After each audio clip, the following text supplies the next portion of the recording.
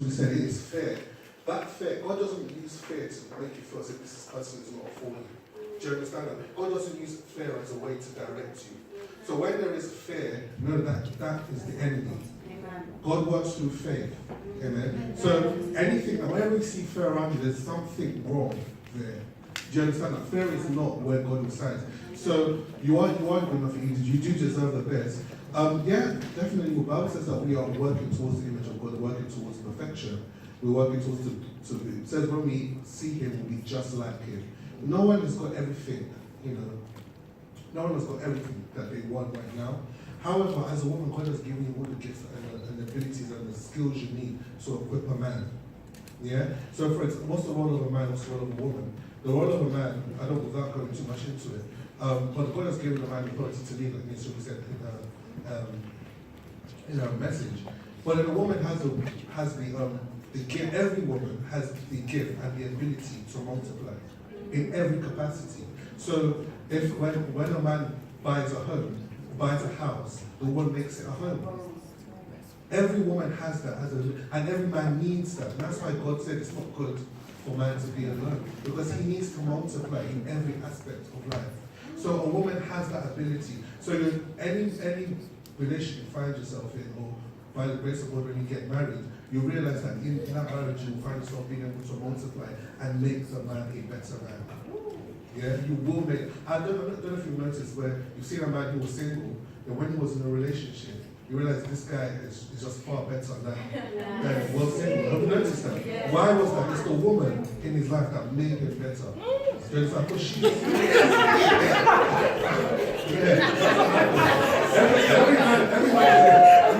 Every man in a happy marriage says that I'm happy and I'm a better man than I was when I was single. Why? Because the woman has that ability that is inbuilt in you to be able to make a man better than who he is, and also to make yourself better than who you are. Yeah. So don't ever feel like, oh no, I don't feel like I'm worth it. You are. God. If you have Jesus, he's the best person you could ever have in your life is Jesus Christ, and the man you have is not better than Jesus Christ. So you deserve the best. I have two more questions that have been written in. Joshua, here's the first one for you.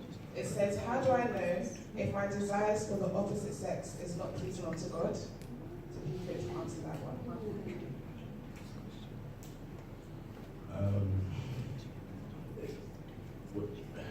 It's difficult. I want to be specific. What do they mean by desires? Because a woman wanting a man is not bad, if that makes sense. So wanting to marry a man eventually and wanting to be with a man and having feelings for men as a woman is not bad, and vice versa. So is that the kind of desires they mean, or is it lust? I don't know if my desires for the opposite sex, but I don't think it's lust, because I think the person knows lust as well. So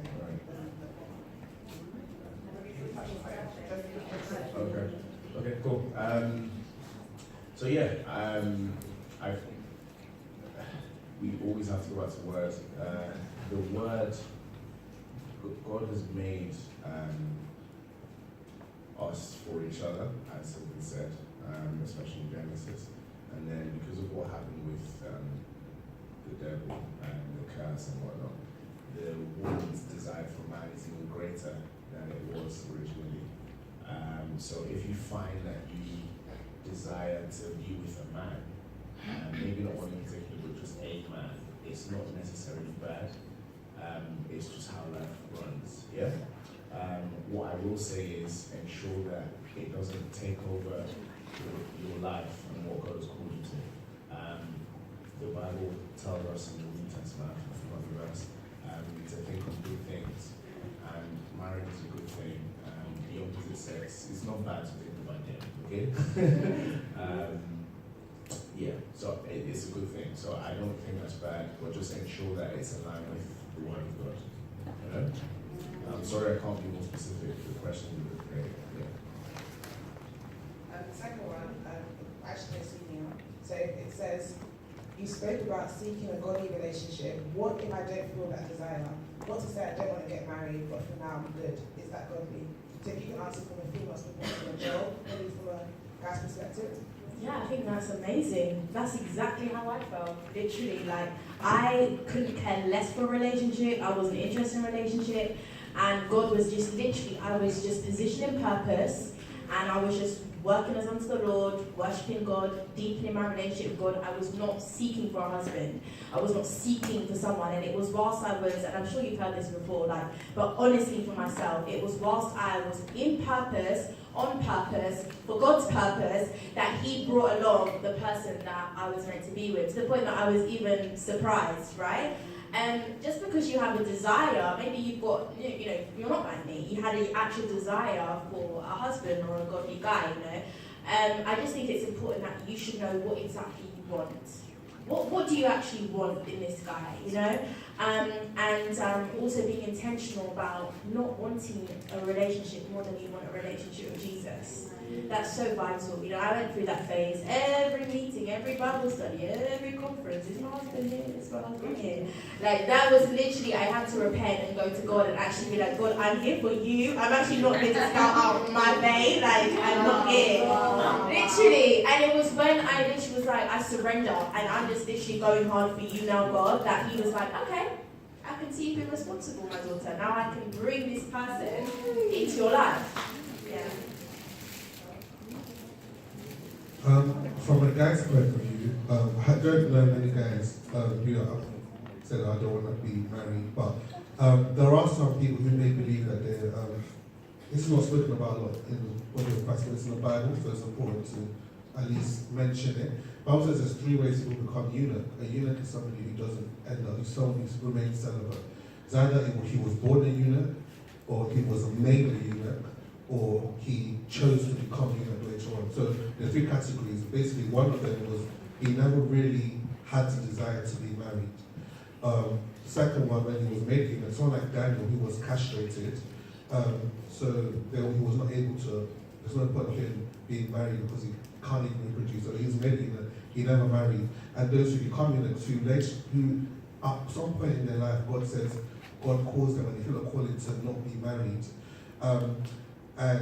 Maybe initially the calling was there, but eventually they felt like God was saying, I want you to be single. And I believe God will and has called people to do that, because Paul says in the word that when you're married, it says that marriage is a gift, being married is a gift, but being celibate is also a gift. Yeah. So being celibate and staying with God is an opportunity for you to be closer to God.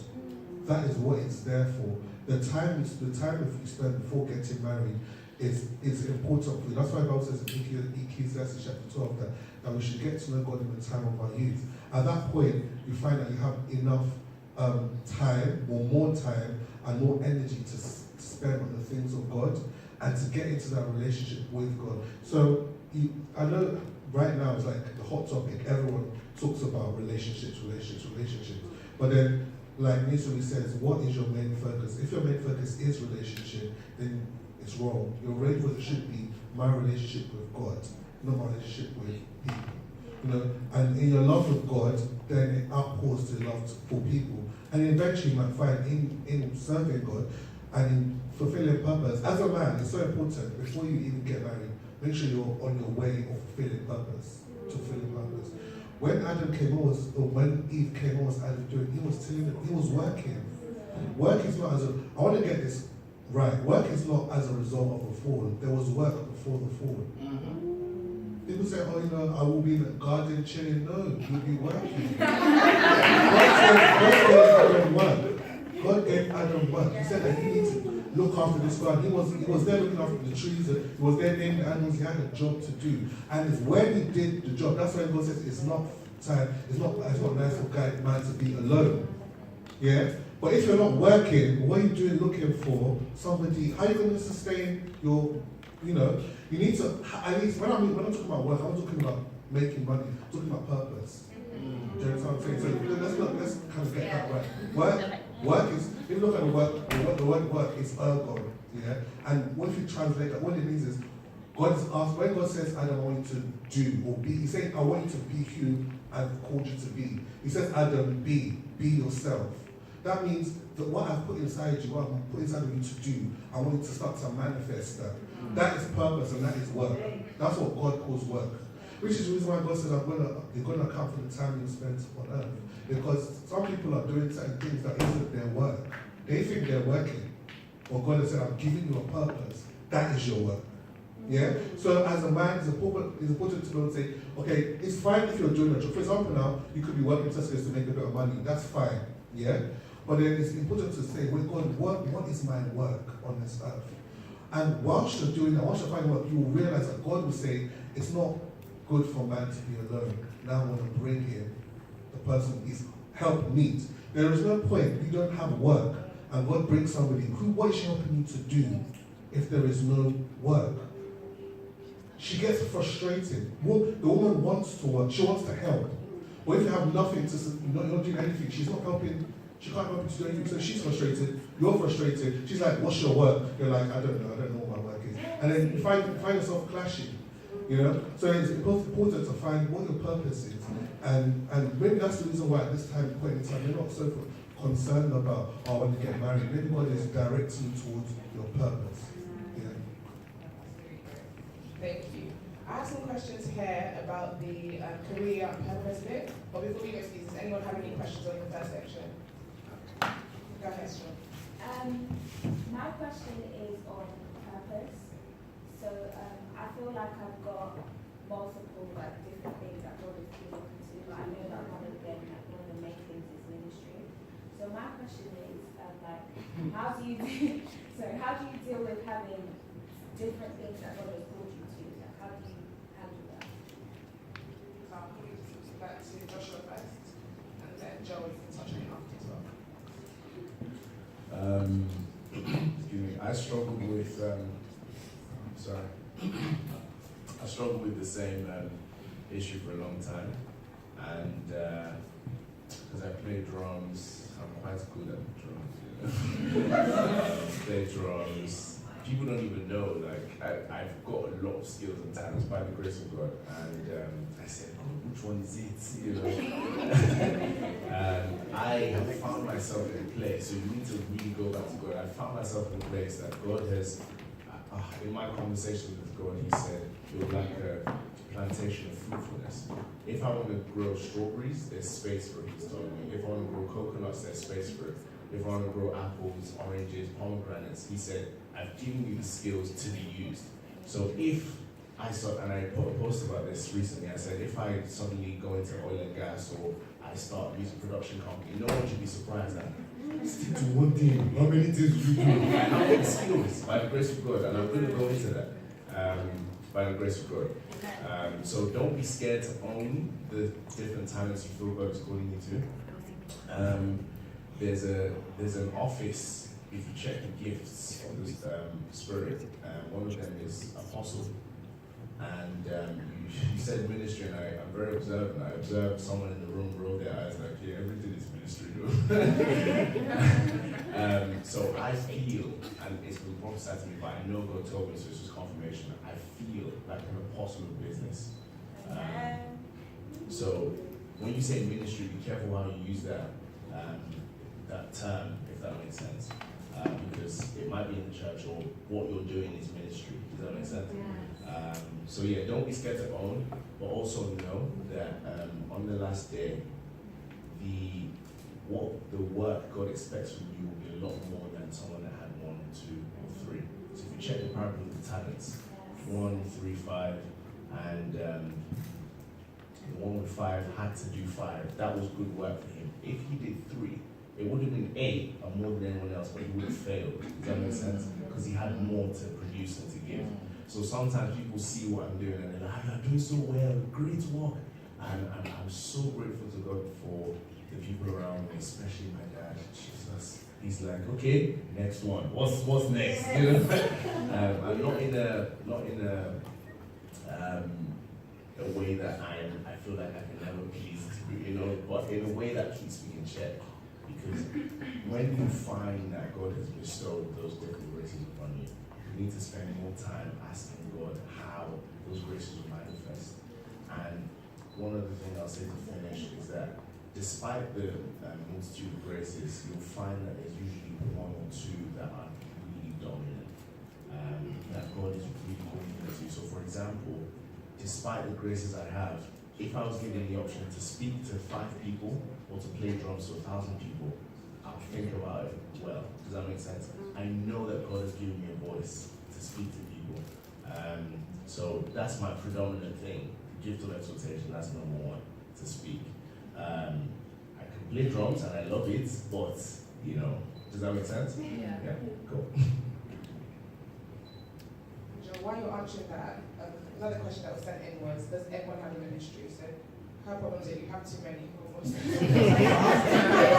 too many, it's good, but some people feel like do they even have a ministry? Does everyone have one? What does ministry mean? Does anyone know? What does ministry mean? Servant. Everyone is called to service. So we all have a ministry. We all have something that we need to do. There was something I watched, and it was like a skit showing at the end of the day, at the end of time, when they come back and God says, "What have you done with your gifts?" And God went to a woman and goes, "What have you done with your gift? What have you done with your time on earth?" She goes, "I didn't do anything. All I have is my 3 kids, and I raised them up to the best of my ability." And God said, "You know, that is what I called you to do." He says, "Well done, my good faithful servant, come into it." And there was a man that says, "I was a pastor, I did this, I did that. Thousands came to you." God says, "But I called you to be an accountant." He says, if you were an accountant, the church you would have been an accountant for and worked for, they would have brought in way more souls than what you think you brought in by doing what you thought was right. So everyone's a minister to different, there's different parts of the body. There's some that, the inner parts that people feel like, oh, it's not seen, it's not flashy, we can't see. But God says sometimes those parts are the most important parts. We don't see the heart. The heart is running all the way through your life, and no one ever sees what the heart is doing. But if your heart was to stop, all the other ministries stop. Do you understand what I'm saying? So never look down on what people say, "I don't have anything." If all you do, I just have the passion that when I see there's stuff on the floor, I have this passion to pick it up and put it in the bin. You're doing that. And very soon, God's going to use that to glorify Himself. Do you get what I'm saying? So everyone has a ministry. To touch on what he said, being multifaceted, that is very, very good.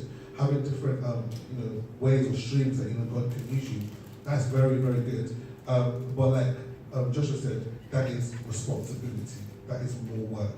You need to then develop those skills. God gives you things to develop, so you need to work on it. Spend time looking into, God, how can I improve? Go and do research on what you can, on what you have. Look into it more and deeper and deeper and deeper. Look at, how can I use this to glorify you? Where do you want me to go with this? It means you require more prayer, more time spent on your gift. It means that when other people are outside and playing, and also, you know that you have this and you have to do a project. You have to follow that through. Give it the best of your ability. So it's good. Everyone wants to have so many skills, and it's good. But then it means, like, from a young age, like Joshua said, from a young age, God is already calling him to do certain things, because he has a lot to unpack. Do you get what I'm saying? So he started early. So it's really important to know that, every school, don't neglect any of them, work on all of them, develop them to as far as you can with grace of God and with the Spirit of God. And I really believe that, it's gonna come, God's gonna use it somewhere. Somewhere you're gonna be like, I thank God that I developed this skill. So the last row just wants to get something to read on come back. I'm just going to do food while we do the questions at the time. So the last row, just get some food and come back. The question about the second question, Lola. Sorry about. Do we all have ministry? Yes. So something. Sorry, guys. I had some issue with my throat recently. Something that I realized recently from deep meditation is that if you try and make a duck,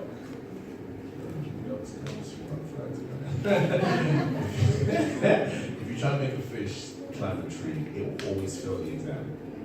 So the problem again with a lot of us is that we base our skills and talents based on what the world says. This is a skill, this is a talent. Yeah? So God, he defines giftings very differently. Everybody has something that we're good at that we can do. God has given us that thing from Him. Does that make sense? Well, some of the gifts of the Spirit, they're very unusual because you wouldn't even class them as gifts of the Spirit. One of them is mercy. And it's like God has put mercy, extra kindness in people to exhibit. And that in itself is a gift. And it's just like, wow. But the world will never class that as a gift at a time. It's like, that's rubbish, stay at home, you know. And what God has really shown me recently is that as a judge, you can show mercy. I thought, whoa, this is different. Does that make sense?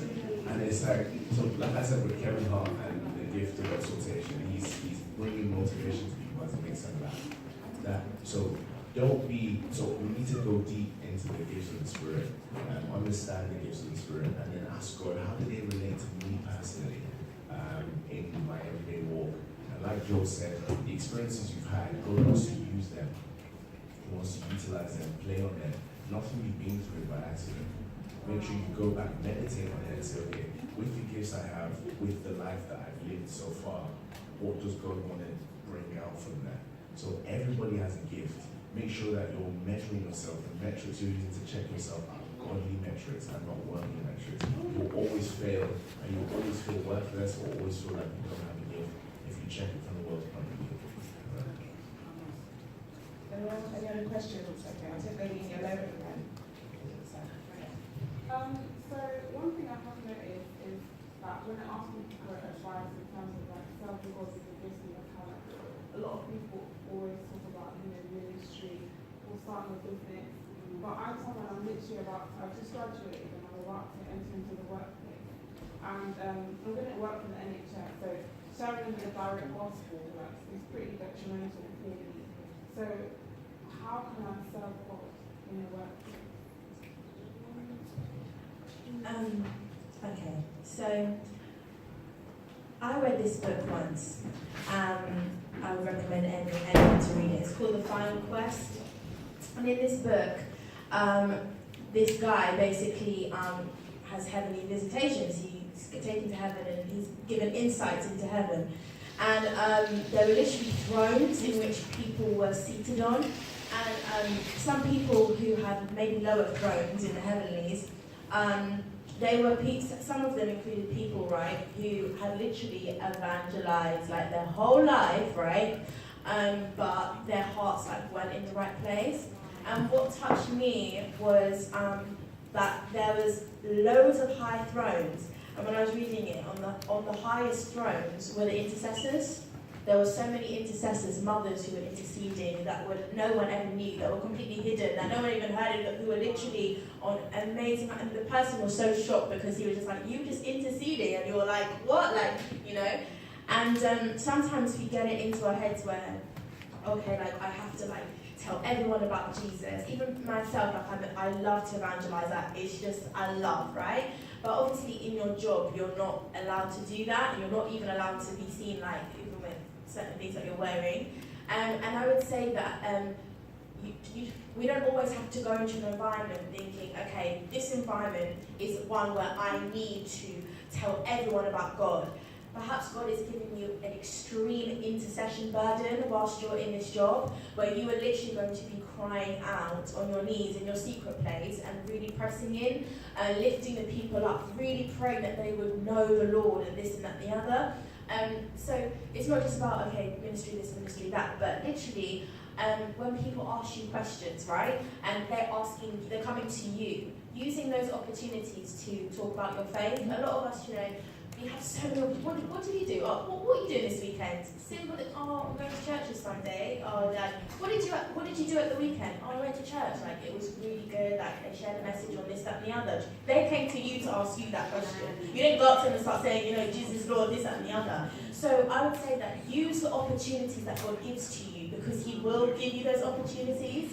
He will give you those opportunities. He's faithful to reveal Himself in those things. So use the opportunities and also realize that your assignment, sometimes you think the assignment is I need to preach the gospel to everyone that I see on the street, but as I said, your assignment may just be in this season intercession for the people, whilst you're just, you know, on your shift, you're just praying in the spirit, as you're, you know, sitting quietly, this and that and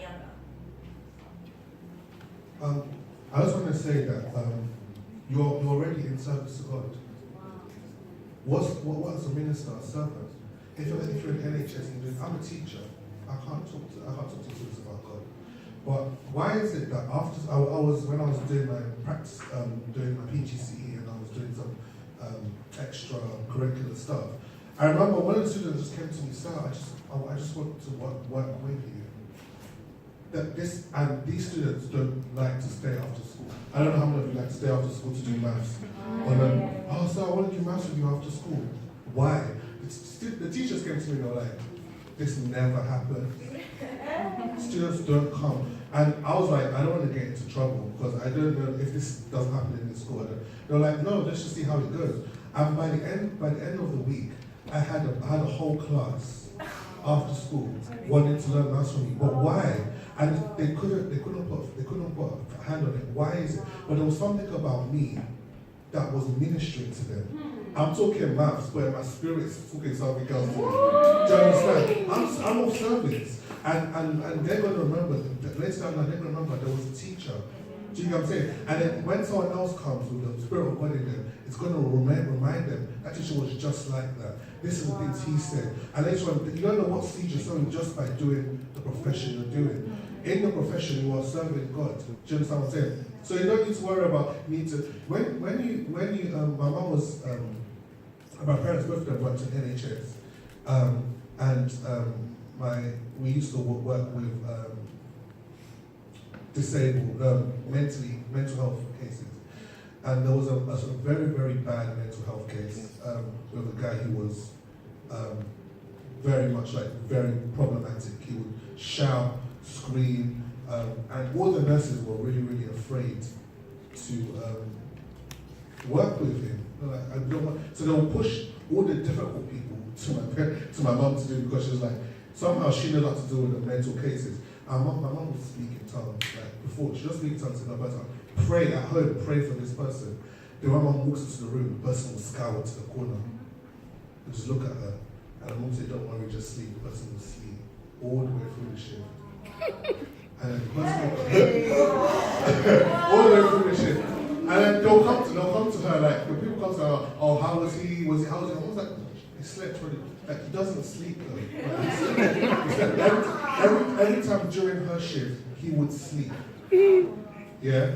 And when he started, every time there was a little bit of a problem, she'll start speaking in tongues. He doesn't know what's going on. He just look at him and start to scour at her. And he just kind of chill. Won't go to sleep. He will sleep. When he started getting better, he was like, you're that woman that was speaking that funny language. Yeah? He remembered. He didn't remember anything during his time of insanity. But he remembered that you're that woman that every time you come, I would sleep. And so just by being, look, we have to stop. Well, I think we have to stop with this mentality here that I need to say something like God loves you before I'm bringing the kingdom of God to someone. When I'm walking, I'm a walking kingdom. You know what is within me, isn't it? So when I go somewhere, I brought the kingdom of God here. You're going to be impacted because I'm here. Do you understand? Not because it's me, but because the greater one dwells in me. And greater is he that is in me than he that is in the world. So when I come to an environment, whether you know or not, you're being changed. Something is being changed in you because the greater one lives inside of me. So you don't need to say anything. Your presence will impact. Your love. In the NHS, I know there's probably to do with health or whatever. Your love towards them, the reason why all you there was love, and your love towards them will be a different kind of love you haven't experienced before. Because this person actually loves me. This person actually, I've never experienced it. And it's love that actually changes people. Yes. Do you understand? So that is it. So in your profession, wherever you are, you could be on a football pitch, you could be anywhere you are, as long as you're serving God in your private place, know that wherever you are causing a change. You are making a difference. And then the lady. So it's interesting because each of us are into different fields, so to speak. Ministry, education, the public sector, and I've gone into business by God's grace. So the jargon for each sector is different. Jargon isn't rubbish, it's the terminology for each area, So the vocab, the way you approach things is different each time.